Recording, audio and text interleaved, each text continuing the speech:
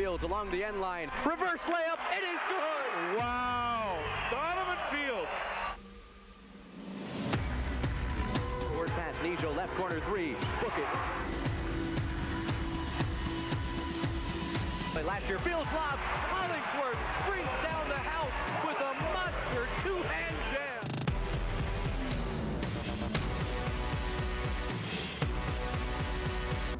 Unbelievable! What a finish in San Luis Obispo! Oh my goodness!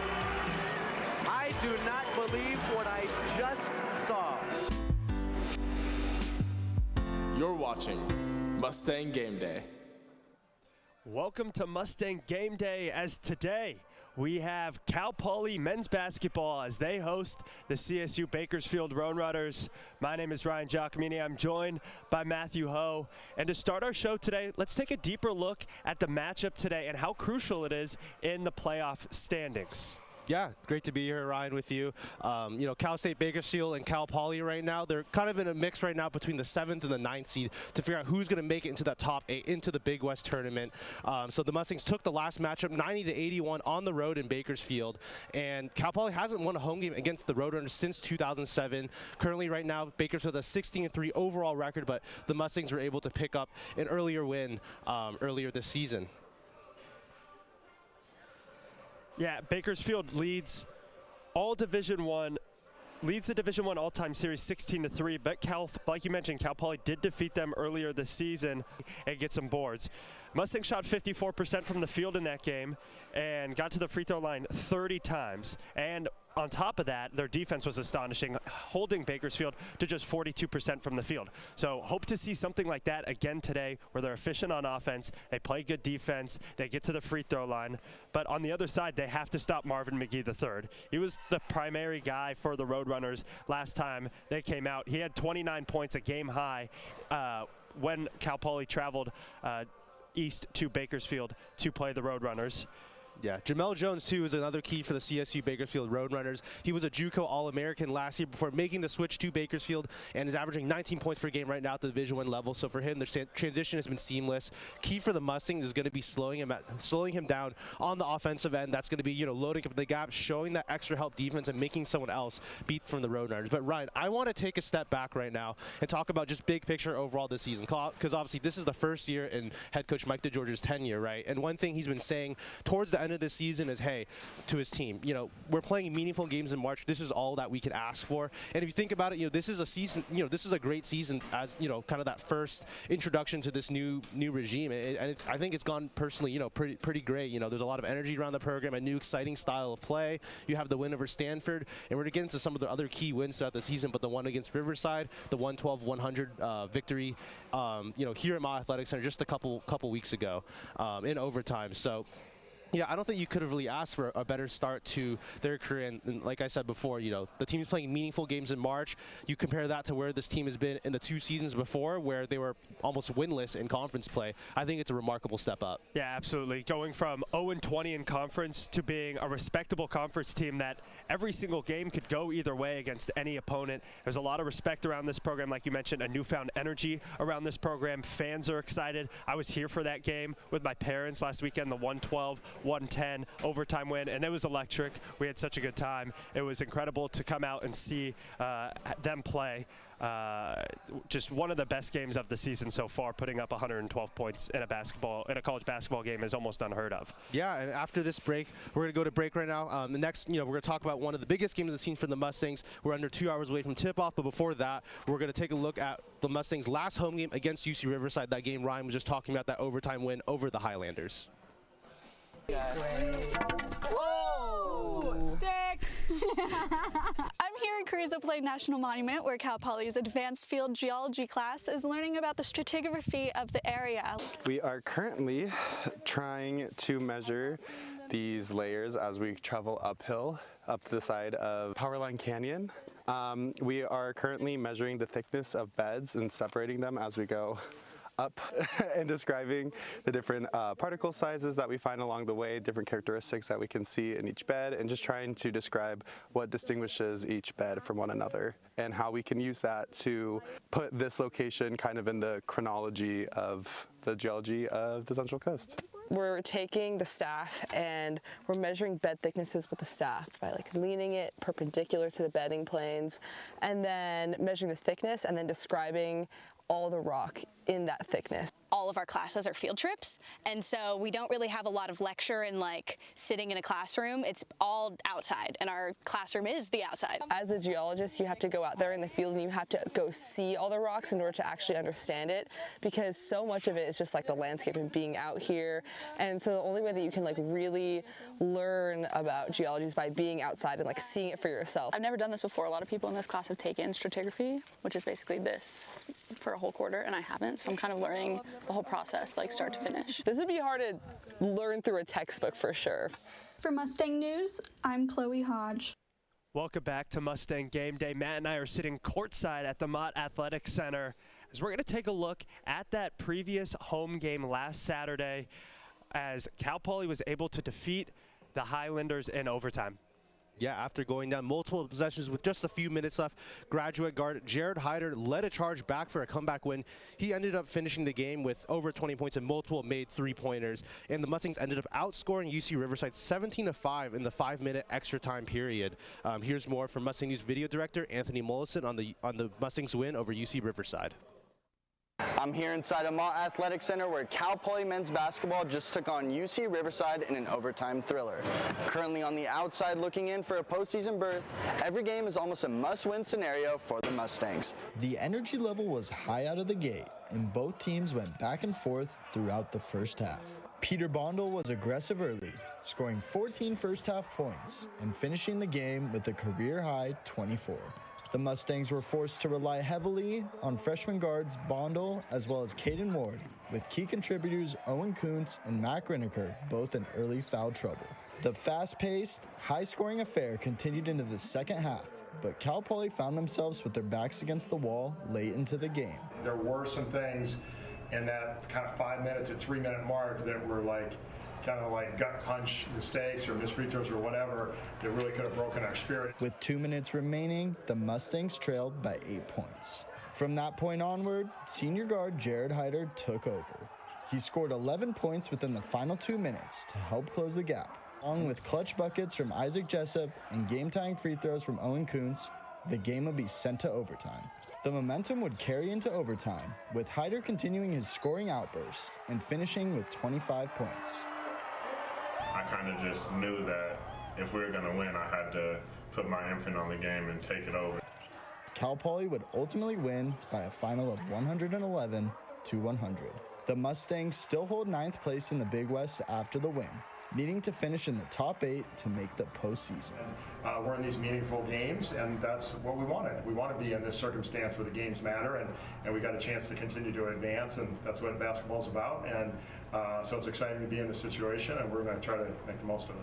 Cal Poly will look to keep the momentum rolling next Thursday when they travel to UC Santa Barbara.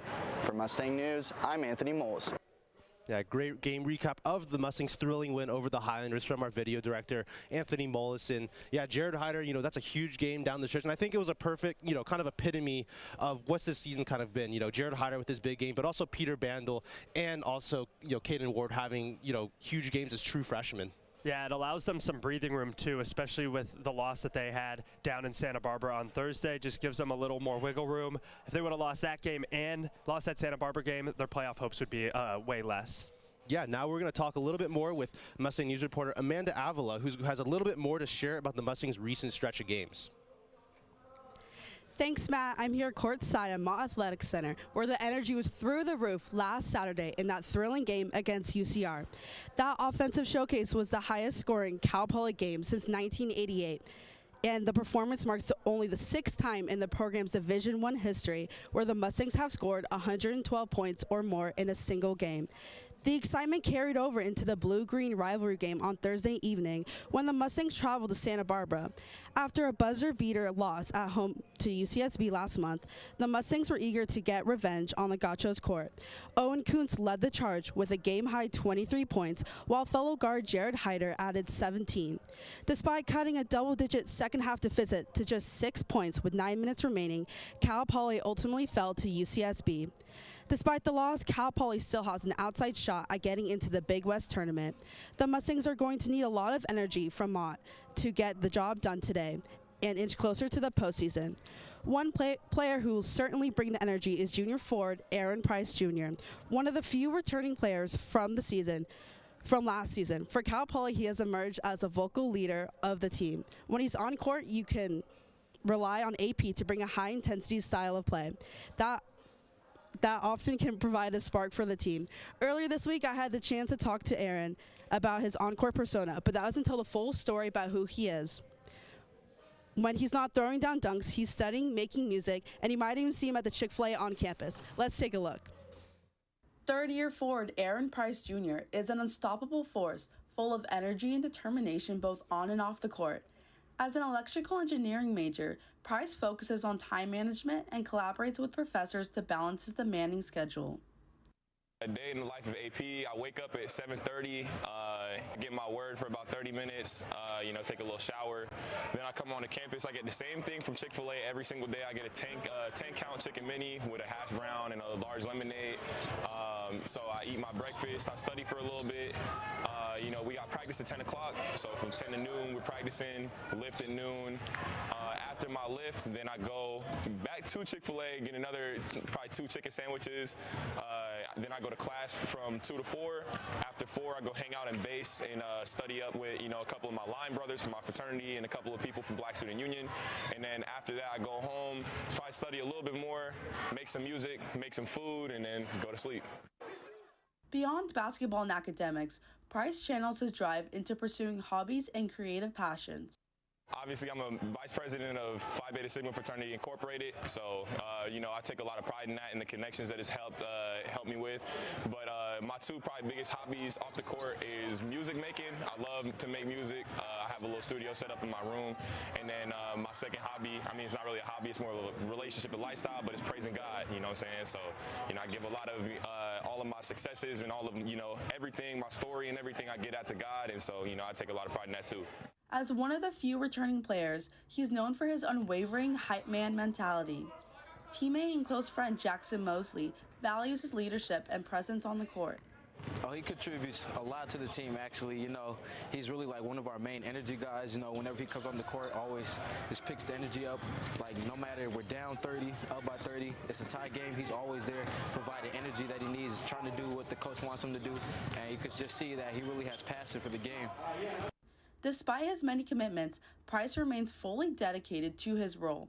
Every game, he brings relentless intensity and fire, never backing down. I don't know, I feel like in my opinion I have a very happy-go-lucky kind of easygoing personality, but then when I get on the court it's like I just get so fired up, and I think that's kind of just my role. I might not be the best shooter, I might not be the best ball handler, but I do know that I can dunk the ball really hard, and I love to just scream, yell, and turn up. It gets other guys on the team fired up, and energy is really contagious. So I just know that because that's my role and that's what my team needs from me. When it comes game time it's like I'm about to get fired up and help my team get fired up. With the regular season winding down, he continues to ignite the team's momentum toward a hopeful postseason run. I'm Amanda Avila, reporting for Mustang News Sports. That's all I have. Back to you guys over there. Thank you, Amanda. Now I'm going to be looking for Aaron every time I'm at Chick-fil-A on campus, which is more often than you might think. Please stay with us. After the break, we're going to have an exclusive interview with head coach Mike DeGeorge. This dance is a similar to company. Here at the Recreation Center, Cal Poly CLA is hosting a Rhythms of Resilience event. In fact, they're about to start their next dance workshop. The Student Diversity Committee through the College of Liberal Arts planned this event in honor of Black History Month. From 4 to 6:30 p.m. on Saturday, instructors taught different styles of dance that are relevant to the African diaspora, ranging from the smees to line dancing. Getting to teach the smees of all dances. I've grown up in Oakland, so it's nice because I also had to be taught it at one point, and I'm so glad that we're bringing it to SLO and to other students as well. It's nice to leave a little part of us everywhere, because that's what the diaspora is. It's a little part of everyone everywhere. The event started with a welcome and educational huddle, followed by a warm-up before the dance lessons began.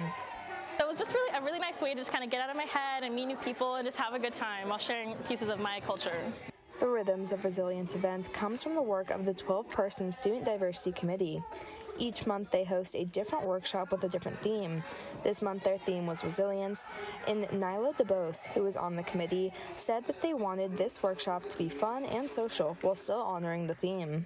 I wouldn't call myself the best dancer, but I love community, I love energy, I love fun, and this is the perfect opportunity to do that. It combines all three of those things, so I'm having an amazing time.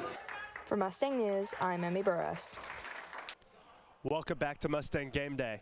As Matt and I mentioned, this game today has a huge implication on Big West standings, and if Cal Poly can make that final push and get into the postseason tournament, where the winner of that tournament gets an automatic bid into the NCAA National Tournament, better known as March Madness.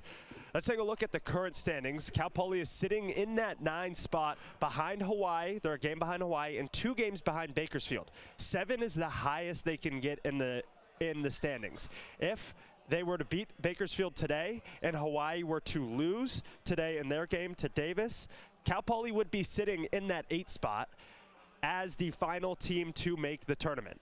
They have the tiebreaker over Bakersfield as well, or if they win today, they'll have the tiebreaker over Bakersfield, but they don't have it over Hawaii. So they need to either have a solidified 1-game lead over Hawaii at the end of the season, or they need to be tied with Bakersfield instead of Hawaii.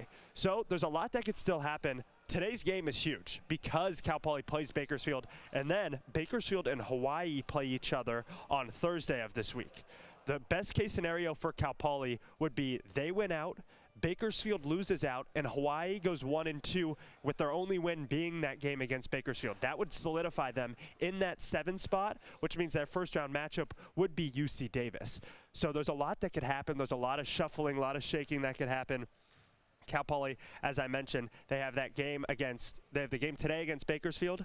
They have Fullerton on Thursday, and then to round out the season, Long Beach State. You could see on the graphic right there that Fullerton and Long Beach State are the only 2 teams below Cal Poly currently in the standings. So ideally, if Cal Poly can get out with a win today, they can win out against Fullerton and against Long Beach State. Yeah, the Mustangs pretty handily beat Fullerton in the last matchup against Long Beach State. It was, I think in the first half, if I remember correctly, that game was a little bit, the Mustangs pulled ahead, but Long Beach was able to come back at the end. Long Beach has a really great point guard in Devin Askew, who started his career out of Kentucky, went to Texas, and then went to Cal, and then now is at Long Beach State. So that's a former, high major Division I player, really dangerous player. But yeah, the rest of the season, the Mustangs are playing teams they've beaten before. They feel like they're better than. So, hopefully they can win out and squeeze into that number 8 spot. But I think it's, it's great that, we're at least having this discussion in terms of them being in contention for the playoffs. Whereas, like we said earlier, 0-20 last season, 1-19 the season before. So the program's definitely taken a huge step up, and, I'm excited to see where they go from here. Yeah, there's a lot of great basketball to be played in these last couple of weeks of Big West play. A lot that could happen. Cal Poly, as we mentioned, trying to get into that tournament. Stay with us. Now after this break, DeGeorge will sit down with us. We'll talk to him in an exclusive interview only on Mustang Game Day. On Friday, February 7th, the San Luis Obispo Botanical Garden hosted a talk on Central Coast fungi featuring mycologist Christian Swartz. Swartz had the chance to share his research into ongoing biodiversity investigations in the state of California involving all things mushrooms. His lecture covered recent discoveries, ongoing research, and the future of fungi conversation in California. I'm excited to get people tuned into biodiversity, is that it's a way of connecting to your own senses, of connecting to the natural world, learning how ecology works. There's no intermediary. It's just you going out and having a firsthand experience of what's happening out there, what's alive out there, what makes your county special. And it's something that you can take with you no matter where in the world you go. Lecturers like Christian give the San Luis Obispo Botanical Garden a chance to flex its muscles when it comes to showcasing opportunities surrounding biodiversity. Jen Prodzinski, the education director at the San Luis Obispo Community Garden, expresses her opinions on how she feels these events impact the future of the garden and how people can learn from it. It is an opportunity for people to go in depth in science and in nature and really learn from the best that there is. If you're interested in learning more about the fungi of California, or interested in finding your own possible mushrooms at the Botanical Garden, you can visit their website at slowbg.org. Reporting for Mustang News, I'm RJ Pollock. Thanks for coming back. This is Mustang GameDay. Now we're sitting here with Cal Poly men's basketball head coach Mike DeGeorge. Coach, thanks for coming on. How you doing? Doing well. Thanks for having me. Yeah, I mean, just wanted to ask you just overall, you know, we're heading towards the end of your first season as head coach of this program. I guess just overall, how has it gone for you? How do you feel about it? Yeah, we're excited. You know, we've really enjoyed coaching this group. We think they've made a lot of progress over the year. And as a coach, you know, your goal is just to try to help the group go as far as they can in a given year. And so to be playing, you know, our best basketball here at the end of the year has been exciting to see. Over this last month, we've definitely shown a lot of improvement over the year, and we're excited about these last 3 games, seeing if we can make a push to the playoffs. And you just mentioned it. You feel like right now your team is playing their best basketball of the season right now in March. Yeah, I mean, there have been lots of things that we've improved on, and I think that the guys are confident in our plan, and they're executing it at a high level. I didn't think Thursday night was particularly our best night, but in general, we're playing at a higher level than we have all year, and I think we're poised to make a run. We're approaching the Big West tournament. You guys have 3 games remaining. Talk about how you've seen this team just grow and get better throughout the season and how they've improved on the court. Yeah, there's been a lot of things. One is they've just, got used to our style of play, and they've done a great job growing in that regard. They've gotten adjusted to how the game's being called, because for a lot of our guys coming from Division II, quite frankly, the game's been officiated very differently. That's just way more physical, and they had to learn what they can get away with and what they can't. And so there were times in the non-conference we were kind of playing at a disadvantage because teams were being so physical in a way that our guys weren't used to being able to be that way. And so that's made a big difference for them. And then we've also kind of met them halfway. We're doing some things differently defensively to kind of help them. We're just switching a lot more, trying to help them stay in position. You know, we were just having a hard time with the physicality and the pace and the athleticism of just staying in position off the ball. And so that will be a big key today. Can we load up against Bakersfield and make it really hard for their play when they're, you know, because they tend to go one-on-one a lot. And so that'll be very important for us to be in the gaps and be able to provide great weak side defense. We were not particularly good at it against the other night at Santa Barbara. So, but to certainly seen the group grow, and we've continued to adjust what we're doing to meet them where they need to be. Yeah, talk about being at home as well. 7-5 on the year at Athletic Center. You know, some big wins like that. You know, UC Riverside win the other week in overtime. Do you feel like there's a different energy, level of intensity that your team is able to kind of feed off the crowd a little bit here? Yeah, definitely. Mott Magic is real, and so it's been fun to be at home. We've had great crowds this year. The community's really come out and supported, and so it's been a great atmosphere. And we've had really, I mean, almost every game has been highly competitive right down to the end, win or lose. So it's been a great atmosphere and just some high level basketball. Yeah. You talked about the transition from playing Division II to Division I basketball. Talk about how helpful it was bringing over Mac and Isaac and Owen, who knew your style of play already and were able to help teach the younger players that style of play. Yeah, I mean, having me out there trying to demo stuff isn't great for anybody. So, you know, to have those guys that are not only do they understand our system, but culturally they fit everything that we're about. And so they've just been great representatives to help us get off to a great start. And, you know, the first and foremost are just great teammates. And so it's been really a seamless transition. The guys that returned really were open to both the coaches and the transfers. And the guys coming in were really aware of building connections and you know, kind of forming our own new identity. And so it's really been just a win-win, I think, for everybody. And the guys have worked hard to make it work. Yeah, 3 games left in the season before the start of the Big West Conference tournament. I mean, what are some of those things you guys are talking about internally and you're focusing on as a team in these final few games? Yeah, a couple of things I already touched on. I mean, defensively, it's primarily, can we just load against the ball better? And when in rotational situations, when they do gain an advantage, can we just be there with a little bit more aggression? And can we just stay in a little better position off the ball? I think it'll be the key defensively. Offensively, you know, it's been interesting. With our emphasis on three-point shooting, teams have really tried to take threes away from us. And last year we led the nation in 2-point field goal percentage, and it was just a really bad decision when everybody fanned it out on us and just left us one-on-one. We shot like, 70-some% at the rim. this year at times we've had a difficult finishing in the paint. And so when you look at our stats in games where we've been able to make 22-point shots, those are our best games. And games where we haven't done that, and our losses are our worst losses. We tend to average about 12 two-point makes in a game. And so offensively, it's finding that balance, and the defense dictates that. And so the other night, we scored over 22s, but a lot of them were forces. We really had a lot of tough twos in that game, and we really try to avoid the tough twos. And so if the defense is rotating, we want to spray it out. If they're not rotating, we need to finish. And so it's our ability to be able to read the defense in those situations and make the right decisions, which we weren't great at the other night, but we've been getting much better at.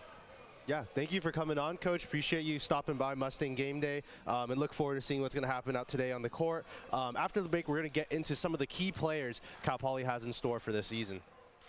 The Cal Poly equestrian team held their Western show last weekend from the 25th to the 26th at the Oppenheimer Family Equine Center.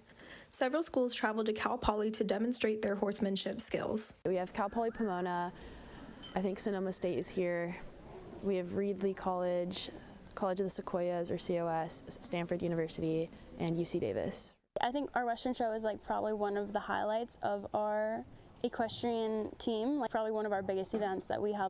Cal Poly has 3 main equestrian teams, General, Western, and English. The Western team focuses mainly on reining and ranch riding. For ranch and reining, it's a little bit more forward moving. The reining, it's a lot big, fast circles, really fast spins, and big backups. And then the ranch, you kind of do a little bit more what you would do on a real ranch, so going over logs, poles, side passing, and turning. While a lot of riders were focusing on their upcoming events, they also were making sure the Western show was running smoothly behind the scenes. Making the show happen today, we used our amazing team here that works at the unit. It's all run by students. We had our head student manager's Tess was dragging the arena this morning at 5 a.m. Really taking care of the horses. That's our priority. They're also athletes, so we need to take care of them as well. The Cal Poly equestrian team is open to students at the beginning of every quarter, and no prior riding experience is necessary. We're always looking for new members, any riding experience. It's a really great community of all of us up here. For Mustang News, I'm Sedona Harris. Welcome back to Mustang Game Day. Cal Poly's had some stand-up performances this season. Let's take a look at who have been able to kind of take over these games throughout this season. First off, I want to talk a little bit about Owen Kuntz. Great wing player, averaging 16.9 points right now, leading the team in scoring. Also 5.2 rebounds. He's been a great addition from Colorado Mesa. Came in, has been a primary scorer, having some big games, and really just helping the Mustangs offensively. Next, we're going to talk a little about Jared Hyder as well, who's had some big games too. He's mainly a three-point shooter. 227 three-point attempts a game. So Jared and Owen together, they kind of make up a bulk of the scoring load for Cal Poly right now. And then lastly, we're looking at Caden Ward, who's been putting up some consistent performances off the bench as a true freshman. Yeah, let's take a deeper look into Owen Kuntz. He started his basketball career his freshman year at the University of Colorado Boulder, where he walked on, got a spot, played in only 2 games against Omaha and Berkeley, and then after his freshman season, decided to make the switch to Colorado Mesa, less than an hour away, where he teamed up with his current teammates, Isaac Jessup and Mac Reniker, as well as head coach Mike DeGeorge. This season, Owen has been one of the most dominant scorers in the entire Big West. His ability to score one-on-one in isolation, his ability to hit threes, his ability to hit the mid-range jumper, and then get to the rack, hit the cutting lanes, drive, create for himself, and throw down has been incredible this season. Not only that, he's super efficient, shooting over 51% from the field, 38.5% from 3, and almost 90% from the free throw line. He is good at scoring at all 3 levels, can do it at an efficient rate, and in my opinion, the most impressive part about his game is his ability to attack cutting lanes hard. His teammates know that they can find him in those cutting lanes and get him the ball. And he's also an incredible rebounder at just 6'5". It allows for easy opportunities around the rim. He leads the team in offensive rebounds with almost 50. So just getting those offensive rebounds, going back up, getting to the line, drawing fouls. And, he just had a ton of chemistry with Isaac and Mac coming from Colorado Mesa with them. He wasn't the leading scorer last year at Mesa. He was kind of their second option, but this year he has emerged as the top guy for the Mustangs. Yeah, next we want to talk, speaking of cutting lanes and finishing around the rim, Caden Ward, true freshman out of Stockton, California. Last 5 games, he's averaged 13 points per game, 5 rebounds, and it's a great story for Caden. Originally committed to Coach DeGeorge at Colorado Mesa. Colorado Mesa was the only college offer this player had, heading after his senior season. And Coach George, when he ended up getting the job at Cal Poly, told Caden, hey, we got a spot for you. Unfortunately, it's only a walk-on spot. And he also, too, was redshirting at the start of this year, but injuries kind of forced him into the rotation. And since then, he's played pretty much every game since. Caden is a super dynamic wing player, has 2 poster dunks on the year over, opposing team like 7-footers. So definitely has a lot of athleticism, but also has dramatically improved your jump shot, as you could see here. That was an area that he needed to work on coming out of high school, and he's done just that. He's shooting about 36% from 3 right now. So cashing in threes, able to drive the rim, plays a cutter, and also just, brings some great energy on the defensive end as well. So, great story for Caden Ward, and he's going to be a guy Mustang fans should definitely, get used to seeing out here at Mott Athletic Center. Yeah, and our third guy we're going to take a look at is Jared Hyder. He's one of those players who is not from Colorado Mesa, not a new freshman. He's been with the program now. This is his second year, so he had the 0-20 conference season last year, and then this year he's been able to provide. He is a spark plug for this team. Yeah, Jared Hyder, carry over from last year's regime, as Ryan was saying. Started his career at Fresno State, then went to Cal. Didn't really get off on great footing there just due to injuries. And then now at Cal Poly has really found his way in his last season of college basketball. He has 75 three-pointers made on the season, which is number 2 in the Big West, along with 3.6 assists per game. Coach George and coaching staff felt like Jared would be a great fit into their system with how versatile they play. In terms of, it's a different person bringing up the ball at the floor. He could, make the 3, high IQ player that knows how to play off closeouts, drive, and make a good decision. So he's been a really great addition for the Mustangs. Like you see against UC Riverside, 25 points, and really led the charge on that comeback for Cal Poly too. Some other significant games as well. He had 29 points in an overtime win over Denver, where they were down 20 points in the second half, and then also 27 points in a close loss to Arizona State.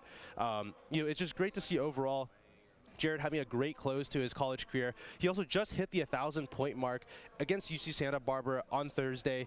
Overall, Hyder's missed a lot of time due to injury throughout his college career. But he stayed relatively healthy throughout his last season of college, and he's kind of shown why he's a former top 100 player in the country. Those are our 3 key players for tonight's game. The thing with this Mustang squad, however, is that up and down the roster, everyone contributes. They all rebound, they all score, they all get steals, they all block shots, they all do everything. They can all handle the ball. So although those are our 3 key players, everybody is a key player in tonight's massive matchup as the Mustangs host the Roadrunners in what is probably the biggest game of the season up to this point. The Cal Poly Mustangs will look to those 3 guys to be kind of their main people. But like I said, be ready for everybody to contribute tonight. We'll talk a little bit about Peter Bondel later. He could be a big contributor tonight. We'll talk about Guzman Vaslich. He could be a big contributor, and a bunch of other guys who could just help the Mustangs get a win today. Yeah, I want to talk a little bit about Peter, actually. He's a very unique player in college basketball right now. True freshman, 6'4" guard from Slovenia. But he's amazing at getting to the free throw line. Last time against Bakersfield, he made I think 12 out of his 13 free throw attempts. He gets to the line at an incredible rate for a freshman. Did the same thing against UC Santa Barbara as well. Is also just a great rebounder. So Peter, I think, is a player to watch out for. He's taken a step up. In their last game against Bakersfield, he wasn't a starter. Now he's been starting these past couple games. So I think that's a guy definitely track to see how he's doing. Luka Tarlak as well. Recently came back after an extended period of absence. Had some big minutes against UC Santa Barbara. Has been nursing some injuries throughout the year. But now we have Jared Hyder here for our interview. Thanks for coming, Jared. How you doing, man? I'm good. How are you? Yeah, appreciate you coming on. We've talked a lot about, your college career and all the things you've kind of had to battle through. In your last year, I guess, how are you kind of processing all this, the career you had and this great season that you guys are having right now? Yeah, no, that's great. I mean, I've just been kind of living in the moment, trying not to think too far ahead, just trying to take it one game at a time, and it's been great. This team has been fun to play with, and we're looking forward to this game tonight and really trying to get that playoff berth in the tournament. Yeah, this last week has been a big week for you. On Saturday, you had that incredible performance against Riverside where you had a plethora of buckets in the last couple minutes of regulation and then overtime. And then on Thursday, you hit the 1,000-point mark for your career. Just talk about what this last week has meant to you as a basketball player. Yeah, no, I mean, it's been great. It's just kind of shows just the type of work I've put in throughout these years, and it was great to accomplish that 1,000 points, and especially getting that win against UC Riverside was really great for not only me but really the team and our chances to really get into this playoff. So yeah, it's been really fun, really great, and I've just been, you know, like I said, trying to live in the moment and enjoying every part of it. Yeah, I mean, talking a little bit about, you know, injury-wise, you said to me earlier this season, hey, you know, there was a chance like I may never be able to come back and play college basketball again, and now you're here doing it. I mean, how did that experience kind of change your outlook on basketball life and all of that?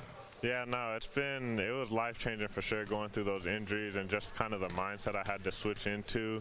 But it's been great just being able to be healthy, be on the court, and be able to trust my body. And, you know, I've been able to play all but 2 games this year, and it's just been a blessing, and I can't thank anybody but the man above.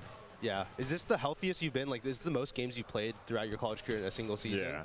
Yep. Wow, nice. Yeah, in your last season as well. Yeah.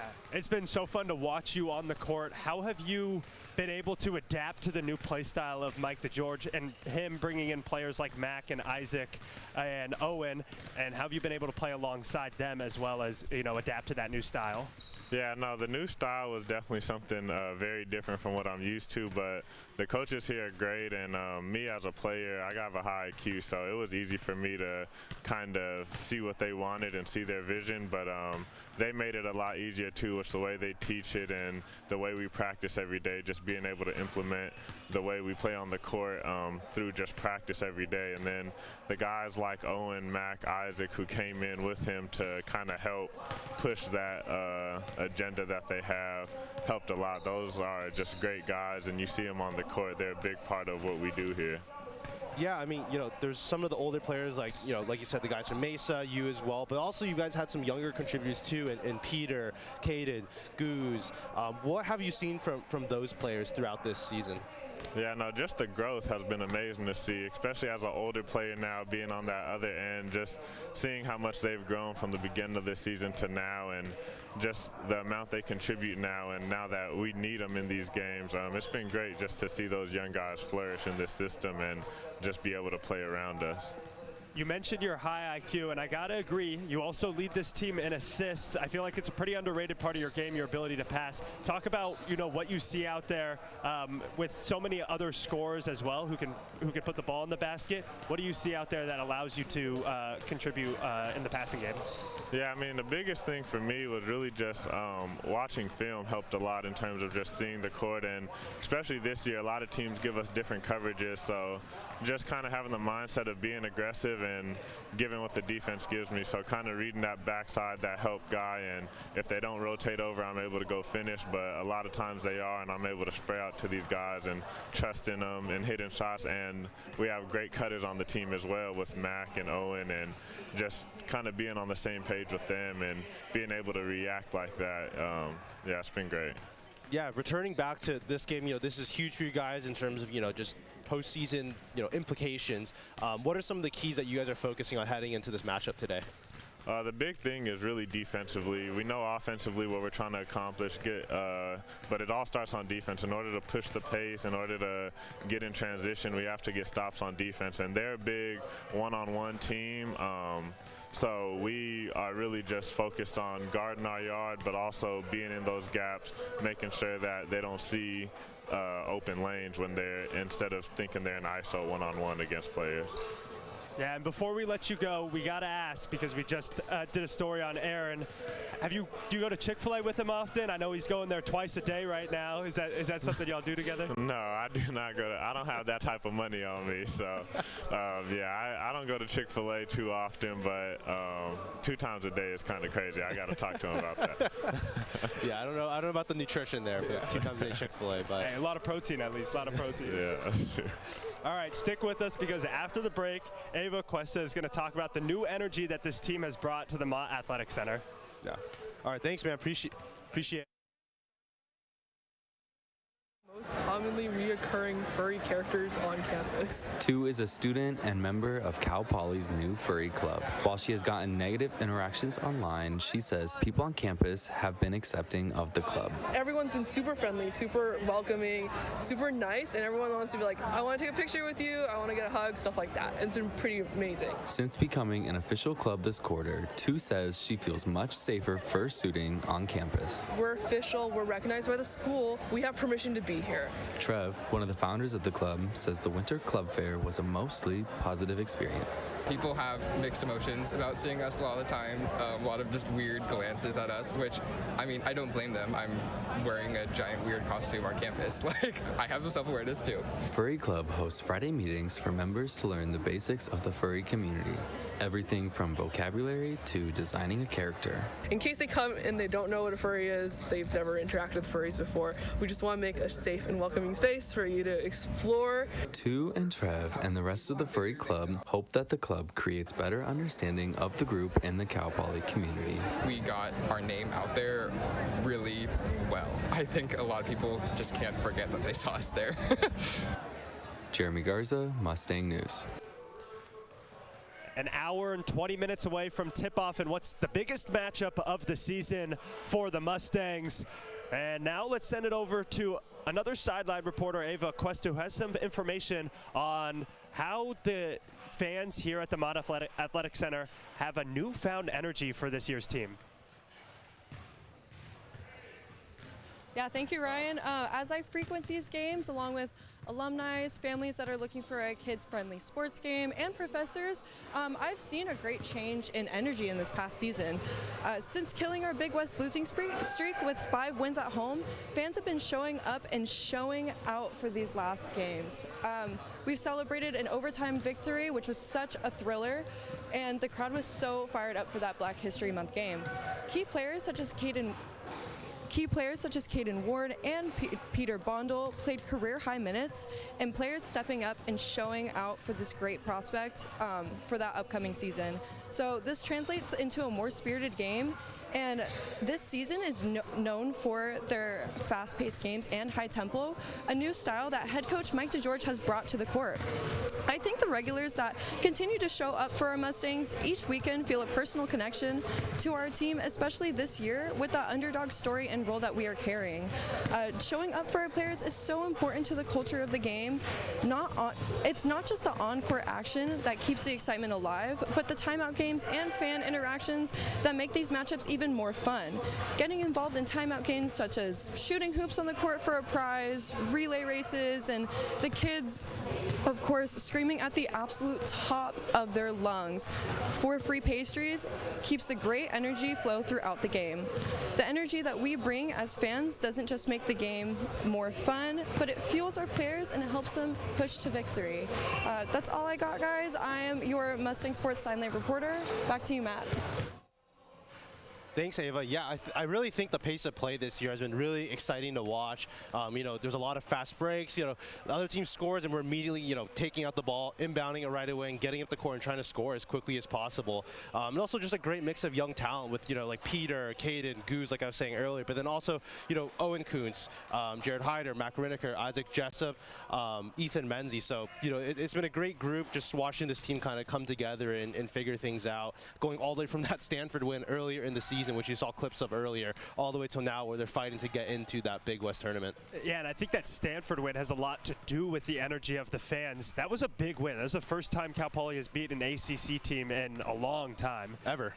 Yeah. And ever. I think that win brought a lot of energy to these fans, and a lot of people were like, dang, this team is going to be legit this year. And they've shown that. Even in their losses, they're competitive. They lost by 16 to Santa Barbara on the road, but it was a competitive game. It was a 5 to 10 point game for most of the time, and then Santa Barbara had a big run with about 5 minutes to go in that second half. So they're competitive. They can be dominant, and every team in the Big West is scared to come into the Mott Athletic Center and play the Mustangs. Yeah, one thing Coach DeGeorge and a lot of players have noticed, like, hey, these teams are actually shifting what they're doing defensively and offensively to, adjust to the Mustangs' play style. Because no other team in the conference is, I think UC San Diego kind of plays similar-ish to Cal Poly, but even then, I think Cal Poly is even more so in terms of their pace and tempo. We're going to go to break right now, but when we go back, we're going to talk to Owen Kuntz's father, Nathan Kuntz, a little bit more about what he's seen from Owen this season and also the rest of the Cal Poly team.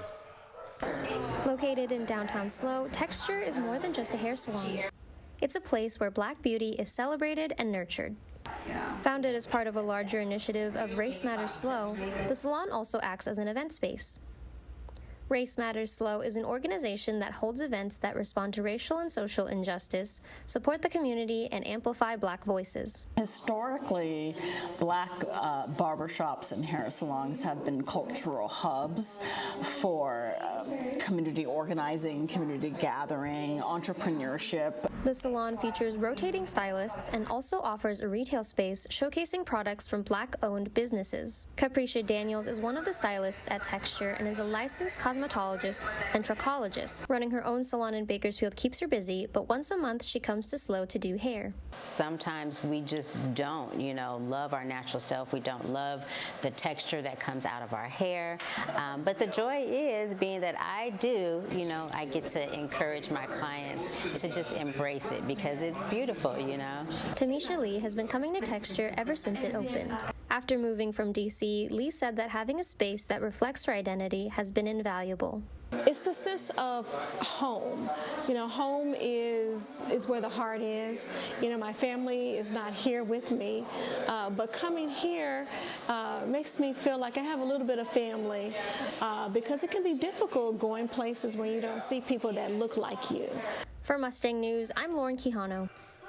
Yeah, sitting down with us right now is Owen Kuntz's father, Nathan Kuntz, who, sharing some time with us to talk about, what he's seen from Cal Poly this season. You actually said so you've been pretty much at every game this season except two. That's correct? Yeah, missed one on purpose and then one on accident. Yeah, but been at all the rest of them. Yeah, what have you seen overall this year? How has it been just following this team so closely throughout this whole season? Yeah, it's been fun. We have some continuity because we had experience with DeGeorge and his system for 3 years, and then to kind of see that continue here at Cal Poly and see the effect it's had on the team and the pace of play and how the community is really responding to it has been fun to watch. Yeah, and Owen, obviously having a great year, just scoring-wise, all around, has really boosted his stock in terms of professionally.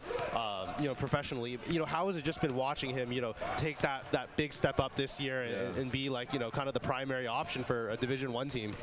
Yeah, there's little that I enjoy more than watching him play basketball, so that's why we try to make all the games that we can. But he's relatively under-recruited out of high school, and I think every high school player's dream is to play Division I basketball, and it was certainly his. And to kind of take the route that he did, starting at Colorado as a walk-on, and then going through Mesa for 3 years, and then when DeGeorge was hired, just a great opportunity, good timing, and the circumstances aligned, and so it's just been a really great experience for the guys, and really great experience for us as parents, and I think also the community in general. Yeah, you just mentioned his career a little bit, starting at Colorado, then Mesa, and now here. Yeah. Talk about how he's grown both as a player and you're his parent, so how he's grown as a person over the 5 years. Yeah, I think he said when he got to Mesa, he said he finally started realizing how little he knew about basketball going into that, and so it's been a real just basketball education for him, and he's really intrinsically motivated. So he's the kind of kid that'll just go in the gym by himself and work out. He really works hard. He wants to be successful, and he puts all the work in to make that happen. Yeah, I want to go back to so Owen played out last year at Colorado along with Colorado Mesa along with these other guys, and then murmurs start coming. Hey, Coach DeGeorge might get this job at Cal Poly. What was kind of the reaction around that and those feelings leading into that decision? It was a complete surprise to us. I think it was announced like a week after the tournament that we played in, and so it was a complete surprise. I guess, in retrospect, not surprising. When you have good success like Coach DeGeorge has had throughout his career, you're gonna be promoted to the next level. And so it was exciting. It was a lot of we had our eyes on a national championship this year at Mesa, and it's just so interesting to see how one change like that just affects so many people and so many situations. And but yeah, overall, it's just been an unbelievable experience for these guys. Yeah. I guess looking back, like when Owen first started at Colorado and then transferred to Mesa, did you ever think he would be able to make it back to the Division I level along with, you know, all his other teammates and friends? I mean, yeah, that's just a really unique, fortuitous circumstance for these guys. I mean, we have always known that he had the ability to play at the D1 level, and so that faith was always there. He just needed the opportunity, and he didn't have a lot of opportunities. He was just strongly recruited out of high school to D2 and D3 schools, and I don't think he had any D1 interest. So, I mean, sometimes you just take a windy path to get where you're going, and that's how it's been for these guys, and it's been a really positive experience overall. Yeah.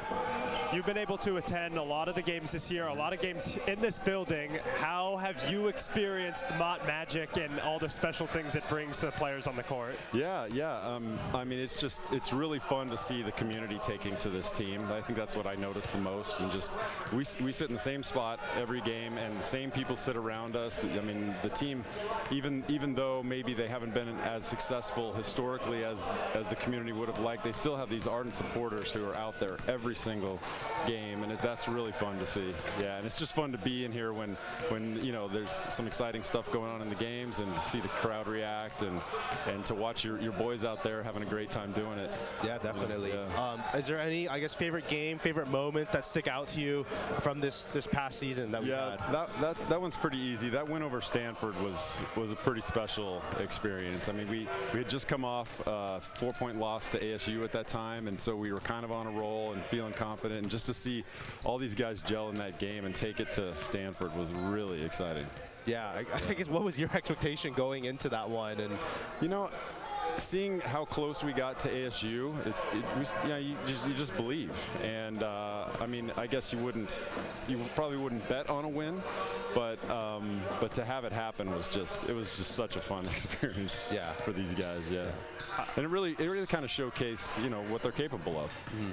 The Mustangs are trying to make a push to make sure they could get into the Big West postseason tournament. Talk a little bit about today's matchup. What do you think they need to do tonight to get a win over Bakersfield? Yeah, so I see Bakersfield as a really big, strong, physical team. So I think it's going to be an intense physical battle.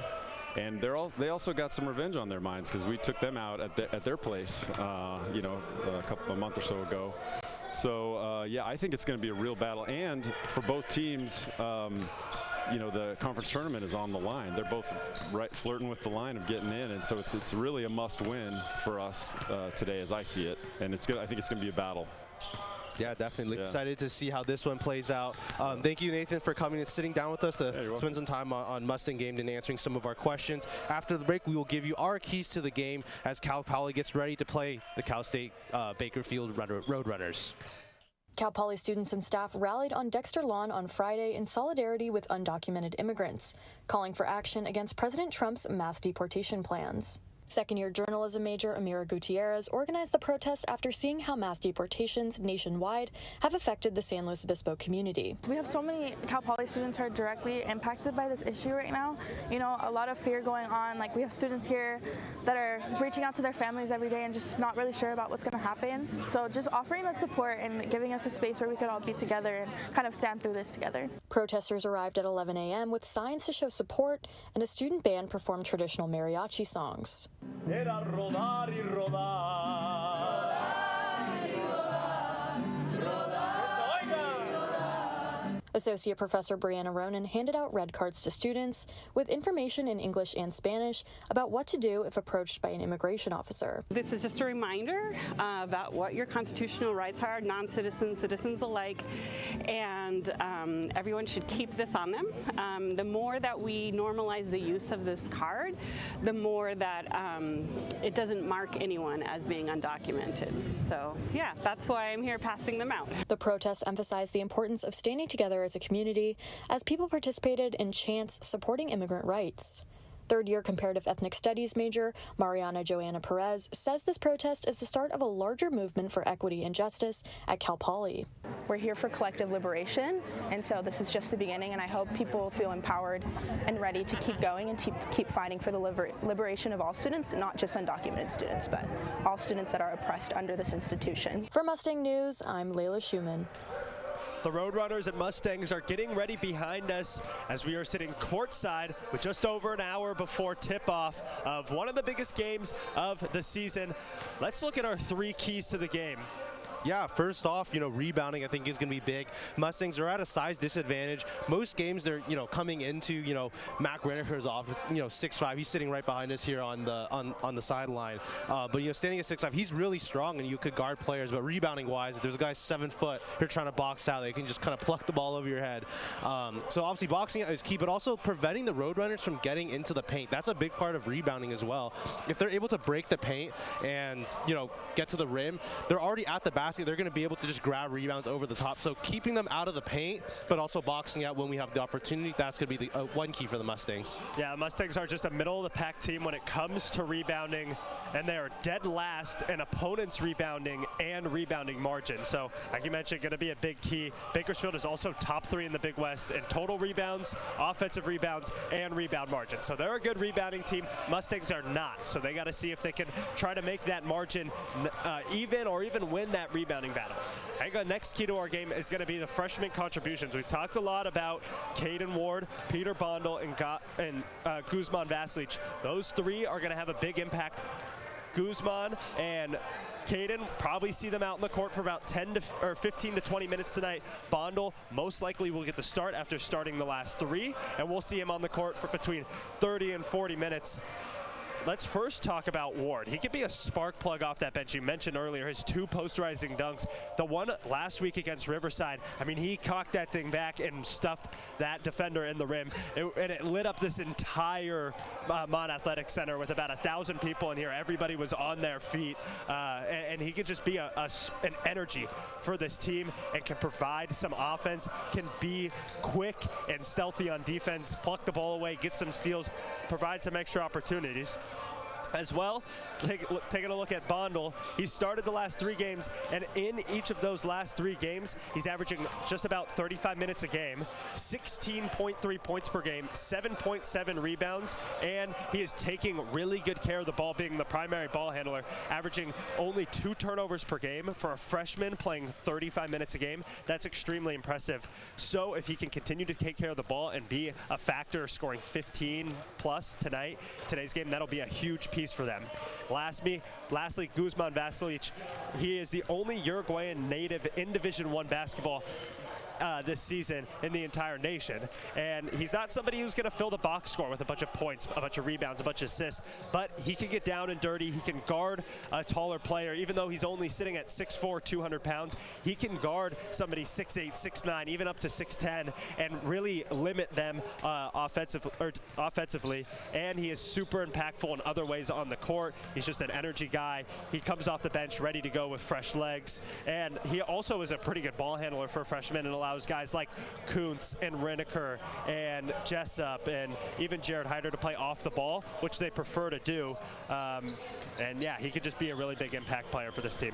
Yeah, all 3 guys have been, have had major contributions at some point throughout this season. Yeah, it's a super great group they have, and it really fits how Cal Poly wants to play too, in terms of having, these 6'4", 6'5", 6'6", versatile guard, wing, hybrid type players who can all, take the ball, drive it, make a good decision, guard multiple positions on the defensive end. They can rebound, they can pass. There's not much a lot of these players can't do on the floor. So that's definitely a huge key for the game. What's our last key of the game here, Ryan? Our last key is going to be aggressive defense. If the Mustangs can be aggressive, force some steals, get some block shots, and really shoot more field goals than Bakersfield, they're going to have a really good chance to win this game. The only way they're going to shoot more field goals is if they can turn the ball over. Cal Poly ranks 4th in the Big West in steals per game, and in games they've won this season, they average just under 8 steals per game. And on top of that, Bakersfield is a bottom 5 team in the conference in turnovers. So if they could be aggressive and force those turnovers, provide some easy opportunities, that could be a really good way for them to push this lead up bigger. Yeah, what Coach George was saying earlier, what Jared was saying earlier. Bakersfield's a one-on-one team with Jamel Jones. They're gonna let him, handle up top, get something, create. open up a shooter or, hopefully just play out of that advantage. So for the key for the Mustangs is loading up on defense to prevent him from getting downhill, creating his own shot. Don't let him be comfortable. And, from that point on, you limit their top score, make someone else beat you, and you see what happens in this game. That's, just crucial in terms of playoff implications. Yeah, you mentioned Jones. I would love to see them pick him up 94 feet away from the basket, make him uncomfortable the whole way down the floor, and, see if maybe when he's turning defender, if he can lose the ball, and then you just pick it up and get an easy two, because he is a really good ball handler. But if you pick him up 94 feet from the basket every single possession, it's going to wear him out. He's going to get tired. It's going to be annoying and frustrating for him. So if they could just provide some extra uncomfortability to Jones, that could help them win today's game. Yeah, just overall, Ryan, I want to return to, something Coach Georgia alluded to and something we said early on about playing meaningful games, right? We're in this time, February, March, we're playing games that matter in terms of playoff implications. I think that's a huge step for the program. Yeah, a lot of meaningful games coming up, like the one today as the Mustangs host the Roadrunners. Thank you so much for joining us on Mustang Game Day. My name is Ryan Giacomini, joined alongside Matthew Ho as Bakersfield and the Mustangs take off in an hour.